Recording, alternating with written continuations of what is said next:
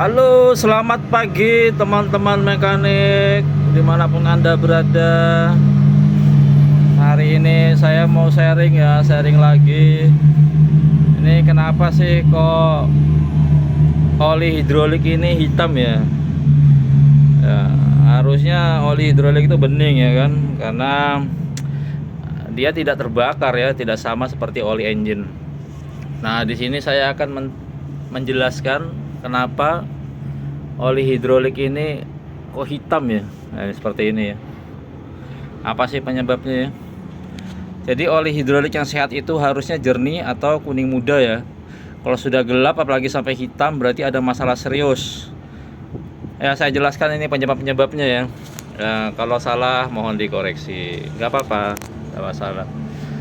Jadi penyebab pertama itu bisa jadi dia overheat ya. Akhirnya apa? Terjadi oksidasi dan degradasi termal.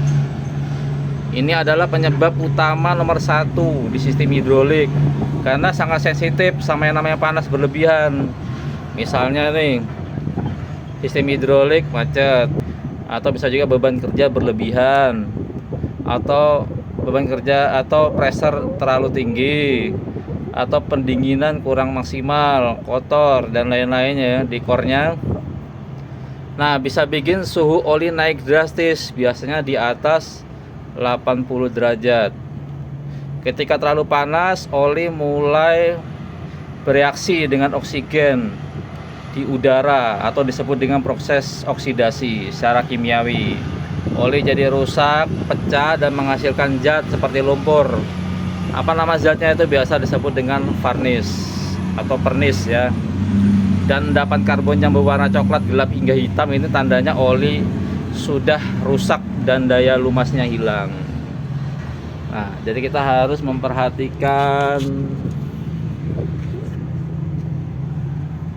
pendinginan, cek pressure ya kan. Kalau di HD75 bisa dicek di steering ini, di demannya ada relipnya di deman situ. Kemudian bisa di OS ini ya, kita cek pressure-nya. Nah, terus di coolernya ya, di coolernya di depan sana ya. Nah, itu dicek apakah kotor apa tidak ya kan. Oh, yang pertama. Baru yang kedua adalah kontaminasi. Nah, bukan hanya hidrolik aja sebenarnya, semua itu nggak boleh kontaminasi. Tapi di sini kontaminasi masuk ke dalam sistem yang nggak boleh ada di sistem hidrolik. Kenapa? Karena oli hidrolik ini berbeda dengan oli mesin yang punya tugas membersihkan, tapi oli hidrolik ini bisa juga membersihkan, tapi dia tidak dikhususkan seperti oli engine ya. Ini oli hidrolik ini bukan tempat sampah atau kotoran ya. Kalau oli hidrolik hitam itu berarti dia sedang membawa banyak sampah. Kenapa? Ya karena banyak partikel, kotoran, debu, atau yang paling bahaya serpihan logam. Nah, makanya kita lihat yang bocor-bocor ini ya kan. Jangan sampai bocor-bocor itu dibiarkan, nanti akan masuk ke sistem. Misalnya kayak steering ini ya, ini kondisinya sangat bagus sekali ya, kita maintenance bagus-bagus ini. Nah ini ya, oh ya. Terus saat bongkar pasang juga ya harus dibersihkan, mengganti komponen, apalagi komponen hidrolik ya. Terus diganti juga filter hidroliknya. Seperti ini filternya di sini ya. Nah, seperti itu.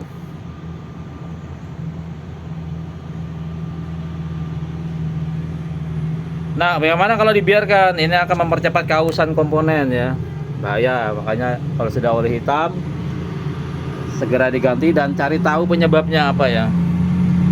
Nah, yang ketiga bisa jadi ini salah campur oli atau kebanyakan gonta-ganti oli. Nah, ini juga ya. Kenapa sih kok bisa gonta-ganti oli ini? Kok bisa jadi hitam ya? Karena oli itu mempunyai spesifikasi berbeda. Misalnya mencampur oli berbasis mineral dengan oli berbasis sintetis, itu beda kan? Atau mencampur oli hidrolik dengan oli yang lain, misalnya oli mesin ya, ya memungkinkan ya kan? Nah, adaptif dari dua oli yang berbeda ini bisa bereaksi negatif satu sama lain. Reaksi ini bisa menyebabkan gumpalan atau endapan sehingga performa menurun dan perubahan warna oli menjadi gelap ya.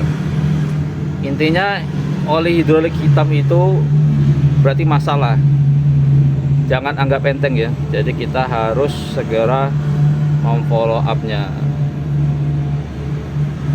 Suhu operasi tadi filter, kemudian ganti oli. Oke, mungkin itu aja yang bisa saya sampaikan hari ini. Kurang lebihnya saya mohon maaf jika ada kesalahan. Saya tutup. Semangat pagi.